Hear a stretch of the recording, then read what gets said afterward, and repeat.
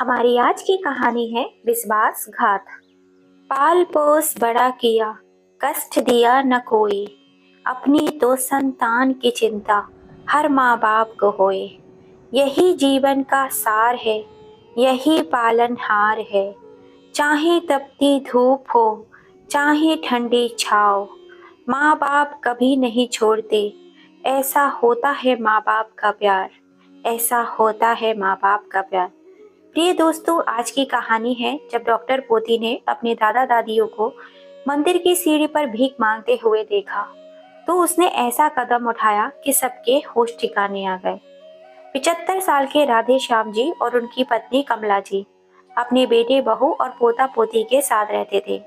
उनकी पोती अनामिका जो 22 साल की थी और डॉक्टर बनने की पढ़ाई कर रही थी, अपने दादा दादी से बहुत प्यार करती थी। लेकिन एक दिन जब वह कॉलेज से लौटी तो उसने देखा उसके दादा दादी घर पर नहीं थे। अनामिका ने घर में उन्हें हर जगह खोजा, आवाज लगाई, दादाजी, दादी जी, लेकिन कोई आवाज नहीं आई। जब उसकी चिंता और बढ़ गई, उसने पूरे घर को छान मारा, लेकिन दादा दादी कहीं दिखाई नहीं दिए। आखिरकार उसने अपनी माँ से पूछा, मम्मी, दादा दादी कहाँ हैं? क्या वे मंदिर गए हैं? माँ ने जवाब दिया, बेटा, वे मंदिर नहीं गए, वे अपने गांव चले गए हैं। अनामिका को कुछ अजीब सा लगा। क्या सच में वे खुद गांव गए होंगे या फिर कोई और सच्चाई छिपी है? अनामिका की माँ ने जवाब दिया, दरअसल उनका यहाँ मन नहीं लग रहा था। वे थोड़े दिन के लिए ताजा हवा पानी लेने गांव चले गए।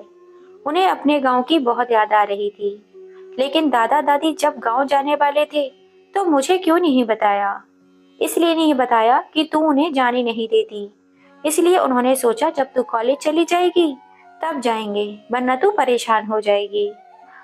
अनामिका ने उदास होकर कहा, मम्मी, अब मैं अपनी बातें किसके संग शेयर करूंगी? आपको तो पता है ना, मुझे दादा दादी का साथ रहना कितना अच्छा लगता है। अब तो मुझे उनकी बहुत याद आएगी। अनामिका की माँ ने उसे प्यार से समझाते हुए कहा, बेटा, तू चिंता मत कर, दादा दादी कुछ दिनों में ही वापस चले आएंगे। चल तू जल्दी से हाथ मुंह धो ले, पापा आते ही होंगे, फिर सब साथ बैठकर खाना खाएंगे। अनामिका के पिता मोहन एक बड़ी सी कंपनी में ऊंची पोस्ट पर काम करते थे। जब से वे शाम को घर लौटे तो अनामिका ने उनसे भी दादा दादी के बारे में पूछा, लेकिन पापा ने भी वही बात दोहराई जो उसकी मम्मी ने कही थी। अनामिका ने जिद करते हुए कहा, पापा प्लीज मुझे दादा दादी से बात करवा दीजिए। मुझे उनसे पूछना है कि वे मुझे बिना बताए क्यों चले गए। क्या उन्हें मेरी याद नहीं आएगी? गांव में उनका ख्याल कौन रख रहा होगा? अगर मुझे साथ ले जाते तो मैं उनका ख्याल रख सकती थी। मोहन ने बेटी को प्यार से समझाते हुए कहा, बेटा, दादा दादी का यहाँ मन नहीं लग रहा था। उन्हें अपने गांव की बहुत याद आ रही थी, इसलिए थोड़े समय के लिए वे वहां चले गए हैं। तुम चिंता मत करो, वे जल्दी ही लौट आएंगे और तुम अपनी पढ़ाई पर ध्यान दो। अनामिका अपनी डॉक्टर की पढ़ाई कर रही थी। दादा दादी का सपना था कि हमारी पोती डॉक्टर बने, लेकिन समय बीतता गया। हर दिन अनामिका अपने मम्मी पापा से, दादा दादी से बात करवाने की जिद करती, लेकिन वे हर बार उसकी बात को टाल देते। दिन बीतते गए और 6 महीने गुजर गए। एक दिन अनामिका को अपनी डॉक्टरी रिसर्च के लिए कैंप जाना था। रिसर्च पूरी करने के बाद उसने अपने दोस्तों के साथ मंदिर जाकर दर्शन करने का सोचा। जैसे ही वे मंदिर की सीढ़ियों पर चढ़ने लगी, उसकी नजर वहां बैठे एक बूढ़ा आदमी और एक बूढ़ी औरत पर पड़ी। शक्ल उसके बिल्कुल दादा दादी की तरह मिल रही थी। फटे पुराने कपड़े पहनकर लोगों की भीड़ में भीख मांग रहे थे। ये तो दादा दादी जैसे दिख रहे हैं, लेकिन ये कैसे हो सकता है? वे तो अपने गांव गए हैं। मम्मी और पापा ने तो यही कहा था कि दादा दादी गांव में हैं। अनामिका के मन में बहुत सारे सवाल चल रहे थे। अनामिका ने सोचा, कोई बात नहीं, एक बार पास जाकर देख लेती हूँ। डरते डरते अनामिका उनके पास जाने लगी। अनामिका के मन में सवालों का तूफान उठने लगा। नहीं, यह मेरी नजर का धोखा होगा। उसने खुद को समझाने की कोशिश की, लेकिन फिर भी हिम्मत जुटाकर वे उनके पास जाने लगी। पास जाकर वहां का नजारा देखकर अनामिका की आंखें फटी की फटी रह गई। जैसे ही उसने दादा दादी के कंधे पर हाथ रखा, दोनों ने कांपते हुए उसकी ओर देखा। मेरी बच्ची, मेरी बच्ची, दादा दादी अचानक उसे अपने सामने देखकर उसे लिपट कर फूट फूट कर रोने लगे। अनामिका के पैरों तले जमीन खिसक गई। दादा और दादी की हालत देखकर अनामिका भी रो पड़ी। ना जाने कब से वो दोनों नहाए नहीं थे। कपड़ों में से बहुत ही गंदी बदबू आ रही थी। दादा दादी, आप इस हाल में? ये सब कैसे हो गया? आपने इतने गंदे और फटे पुराने कपड़े क्यों पहन रखे हैं? आप लोग कब से नहीं नहाए हैं? क्या आपने खाना भी नहीं खाया? अनामिका ने रोते हुए देखा। दादी एक एक हड्डी दिख रही थी। दादा बहुत बीमार लग रहे थे। उनके पास पड़ा बासी सड़ा गला खाना शायद कई दिनों से पड़ा था। दादा कांपते हाथों से अनामिका के आंसू पोंछने लगे, लेकिन अनामिका खुद को रोक नहीं पाई और उसने लिपट कर जोर जोर से रोने लगी। दादा, आप दोनों तुरंत मेरे साथ घर चलिए। मैं आपको यहाँ एक पल भी नहीं रहने दूंगी। दादा दादी ने कांपती आवाज में कहा। बेटा, अब हमारा वह घर नहीं है। यही मंदिर ही अब हमारा घर है। अब पूरा जीवन यहीं बिताएंगे। अनामिका चौंक गई। क्या? दादी जी, आप ये क्या कह रही हैं? आपको भीख मांगते हुए देखकर मैं चैन से कैसे रह सकती हूँ? चलिए मेरे साथ अभी की अभी। दादी की आंखों में आंसू आ गए। बेटा, जब बहू बेटे ही हमें बुढ़ापे में छोड़ दिया तो तू क्यों हमें संभाल रही है? तू भी हमें क्यों नहीं छोड़ देती? यह सुनकर अनामिका के पैरों तले जमीन खिसक गई। क्या? मम्मी पापा ने आपको यहाँ छोड़ दिया? दादी ने अपने आंसू पोंछते हुए कहा। अरे छोड़ ना बेटा ये सारी बातें। पहले ये बता, तू यहाँ कैसे आई? तेरी डॉक्टर की पढ़ाई कैसी चल रही है? अनामिका ने दादी के कांपते हाथों को थाम कर कहा। पहले आप बताइए, आप यहाँ पर कैसे पहुंची? दादी ने गहरी सांस ली और कहा। उस दिन जब तू कॉलेज गई थी, तब कंचन बहू ने हमसे कहा, बाबूजी, माँ जी, मैं आपका फुल बॉडी चेकअप कराना चाहती हूँ, इसलिए डॉक्टर के पास चलना है। वे हमें हॉस्पिटल ले गई। फिर वहाँ एक क्लिनिक के बाहर बिठाकर बोली, बाबूजी, माँ जी, आप दोनों यहाँ बैठे रहिए, मैं अभी आती हूँ। सुबह से शाम हो गई, लेकिन कंचन बहू वापस नहीं आई। हम दोनों परेशान होकर वहाँ से निकले और एक गार्डन में जाकर बैठ गए। 2 दिन तक भूखे प्यासे तड़पते रहे। फिर तेरे जैसी ही एक लड़की अपनी माँ के साथ वृंदावन दर्शन करने आई थी। उसने हमें खाना खिलाया, पानी पिलाया। उसने हमसे पूछा, दादी, दादा, आप कहाँ रहने वाले हैं? आपका पता दीजिए, मैं आपको छोड़ देती हूँ। लेकिन हमने कह दिया, बेटा, अब हमारा कोई घर नहीं है। फिर उसने हमें वृंदावन के इस मंदिर में छोड़ दिया और तब से ही हम यहीं रह रहे हैं। अनामिका फूट फूट कर रो पड़ी। मम्मी पापा ने आपको धोखा दिया है। उन्होंने झूठ बोला है कि आप गांव गए हैं।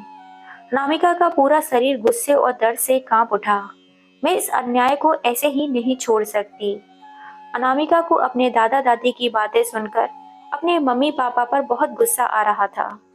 उसने अपने ही माता पिता को सड़क पर छोड़ दिया। अनामिका यह सहन नहीं कर पा रही थी।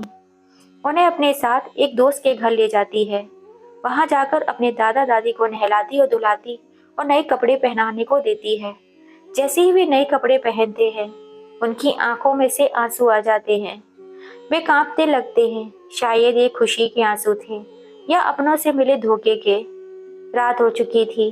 अनामिका सोचती है कि पापा घर आ चुके होंगे। वह दादा दादी को अपने साथ लेकर घर जाती है और उन्हें आंगन में चारपाई पर बिठा देती है। जैसे ही वे अंदर जाती है, मम्मी ने प्यार से पूछा, बेटा, ट्रिप कैसा रहा? पर अनामिका चुप रही। उसने कोई जवाब नहीं दिया। पापा भी पूछते हैं, बेटा, मम्मी कुछ पूछ रही हैं, जवाब क्यों नहीं दे रही? अनामिका का गुस्सा अब फूट पड़ा। वह चीख कर कहती है, क्यों क्यों दूं मैं आप लोगों को जवाब? कौन है आप लोग मेरे? मम्मी और पापा दोनों हैरान हो जाते हैं। वे प्यार से पूछते हैं, क्या हुआ बेटा? तुम ऐसी बातें क्यों कर रही हो? किसी से लड़ाई झगड़ा हुआ है क्या? अनामिका बिना रुके बोलती है, यह घर किसके नाम पर है पापा? पापा चौंकते हैं। वे गुस्से से बोलते हैं, ये कैसी बातें कर रही हो तुम? मम्मी भी समझाने लगती हैं, बेटा, ये सब कुछ तो तुम्हारे लिए ही तो है जो हमने किया है। अनामिका तड़क कर बोलती है, तो फिर दादा दादी के साथ ऐसा क्यों किया? उन्हें घर से निकालकर मंदिर की सीढ़ियों पर भीख मांगने के लिए क्यों छोड़ दिया? मम्मी और पापा की आंखें फटी की फटी रह गईं। पापा हकला कर कहते हैं, बेटा, दादा दादी तो अपने गांव गए हैं ना, तुम ये कैसी बातें कर रही हो? अनामिका का गुस्सा और बढ़ गया। वह तड़क कर कहती है, बस करो पापा, बस करो। और कितना झूठ बोलोगे? सच तो यह है कि मम्मी उन्हें चेकअप के बहाने हॉस्पिटल के बाहर छोड़कर आई थी और आपको कुछ पता ही नहीं। पापा चौंक कर मम्मी की ओर देखते हैं और गुस्से में पूछते हैं, कंचन, माँ बाबूजी कहाँ हैं? मम्मी झुंझलाकर चीख पड़ती है, हाँ हाँ, मैंने ही छोड़ दिया था।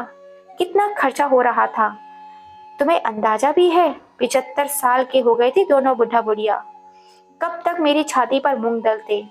अब जीकर क्या करते वैसे भी वो दोनों?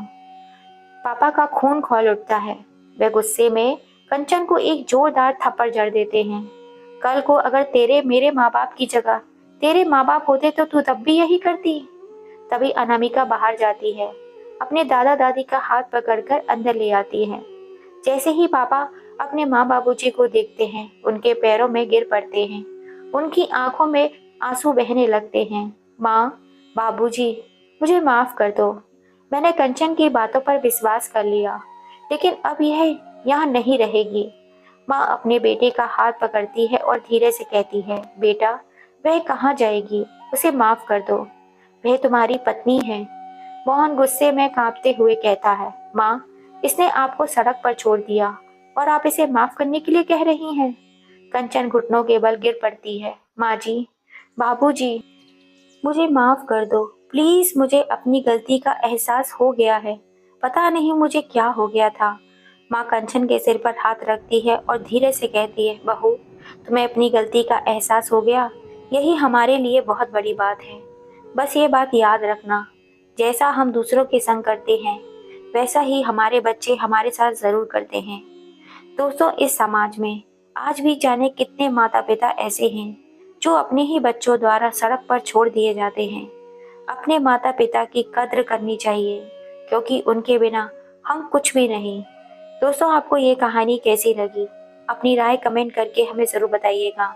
और कहानी थोड़ी सी भी पसंद आई हो तो प्लीज़ इसे ज़्यादा से ज़्यादा शेयर, लाइक एंड सब्सक्राइब कीजिएगा। फिर मिलेंगे। जय श्री राम दोस्तों।